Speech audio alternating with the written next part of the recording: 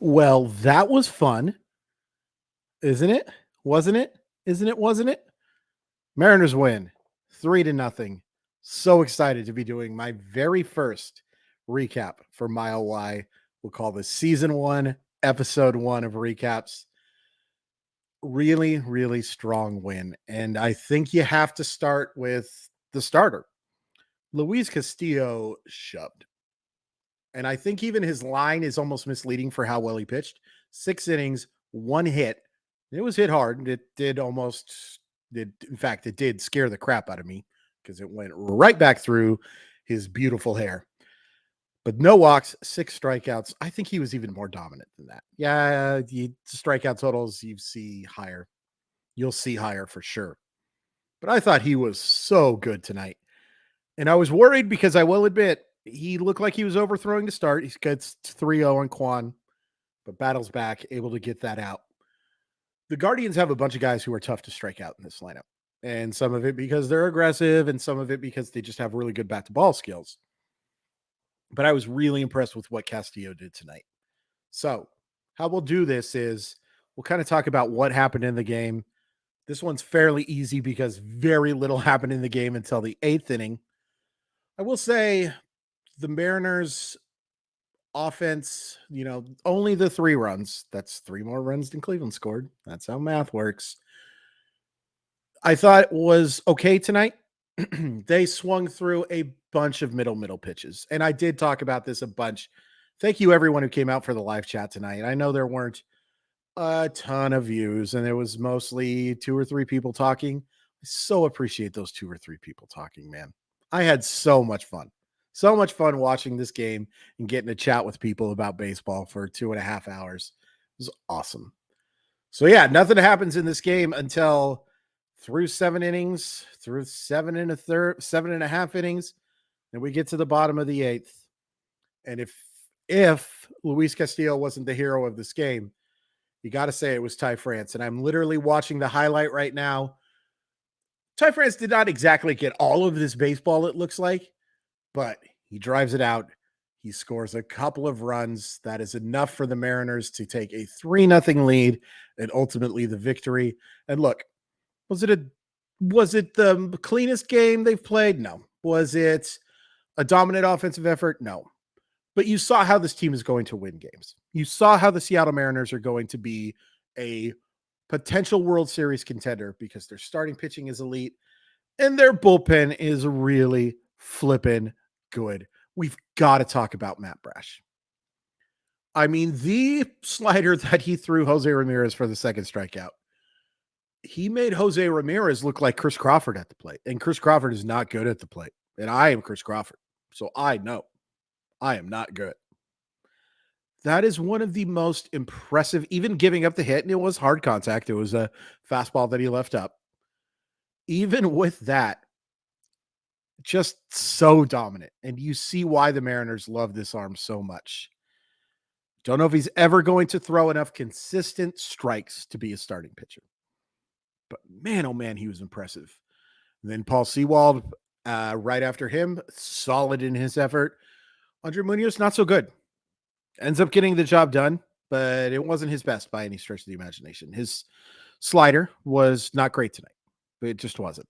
It was not Andre Munoz at his best. Here's the best part about it. Wasn't at his best and still got the job done.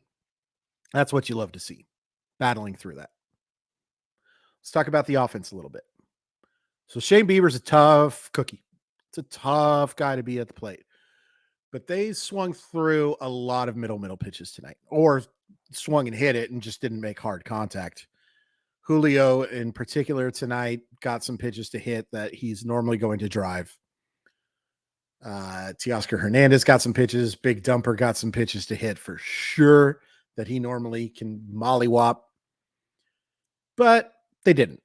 And give some credit to Bieber, who battled through not great stuff, but still pitched a more than solid game. You will certainly take shutouts from your starting pitcher. And their bullpen was fine until Karinchak, who just did not have command. Just didn't have any command of his stuff, and the Mariners took advantage. Really encouraging game from Ty France tonight. Love seeing him drive the baseball to the opposite field twice. Once was up the middle-ish, but still kind of to that right center area, and also poked a nice single to give the Mariners their first hit as well. Really encouraging stuff. It is so important for him to be a legitimate offensive threat this year. They have some depth that makes him not need to be the guy that he was in the first half last year, or for most of the first half last year. He doesn't have to be that, but he does have to be that 800 OPS guy to justify at first base.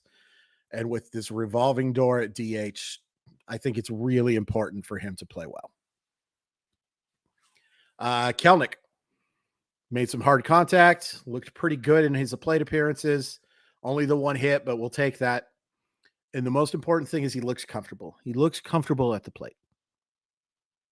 Can't stress how important it is for him to look comfortable. It's true for anybody. You don't want, there's no major league player that's going, well, he's uncomfortable, but he looks good. That's not a thing. But it's especially important, I think, for Kelnick. Especially important for him to rebound too from some adversity. He does get the strikeout on a borderline pitch. It looked like a strike to me, but was certainly takeable. It's defensible that you may think that's a ball. Want him to swing with 2 strikes, but I totally understand why he may have thought that was ball 4. But very nice job at the next at bat, even after having his prototypical, we've seen it too much pop out. It didn't pop out. Fortunately, it went out of play, rebounded nicely, and stroked a nice single. Love seeing him run too. Mariners didn't get a real chance to run as much as they would have liked, I think, but certainly we'll take it. Certainly we'll take that from Kelnick. Let's see, what else is there to talk about in this game? Man, I just keep going back to Castillo and Brash. And again, Seawald was good, and Munoz did a nice job of getting out of what he created. And, Jose Ramirez didn't exactly crush that double. And, but his secondary stuff was just not working tonight.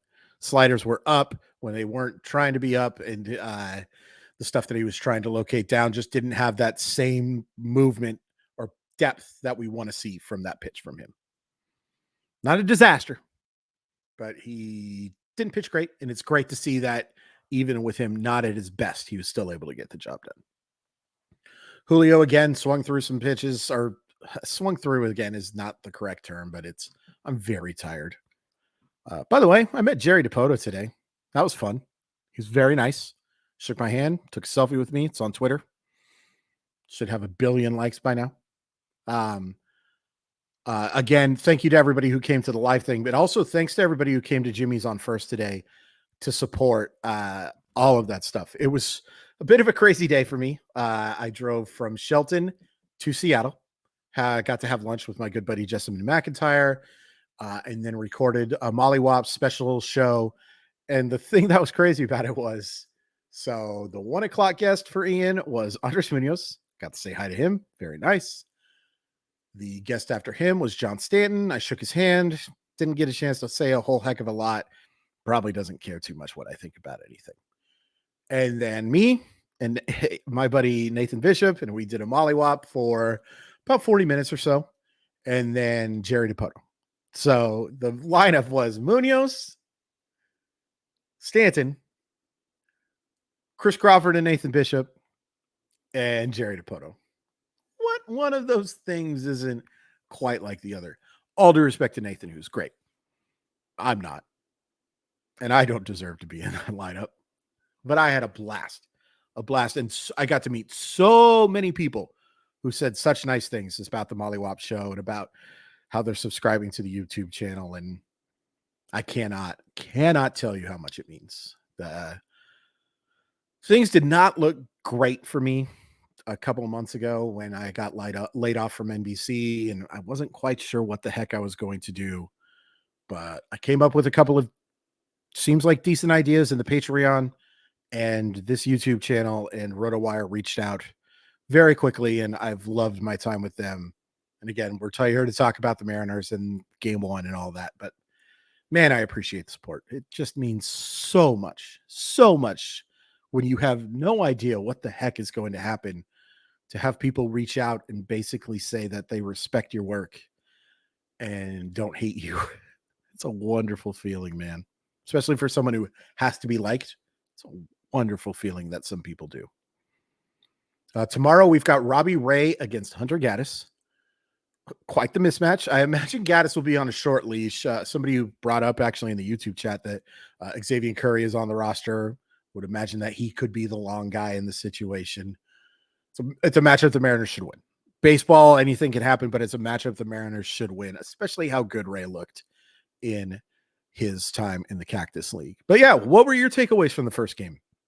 How do you feel about getting off to a 1-0 start? Do you agree with me that it's super important for this team to get off to a great start, especially with the Astros coming up short? Obviously, that's just one game. There's probably a magic number that we can put out there. I won't do it just yet, even though everyone knows I love a magic number. Yeah, I thought it was a solid beginning to the season, and my Cy Young pick of Luis Castillo did not take a hit today. No, sir, ma'am. Heck no, it did not. So yeah, I think this is a very nice start to the season. Keep it going. Really would love to take 3 of 4. I think it's very important with what the Astros have going on right now that this team gets off to a cold start, to not a cold start. I hope I didn't just jinx the team with that faux pas. Yeah, I'm excited. Thanks, everybody.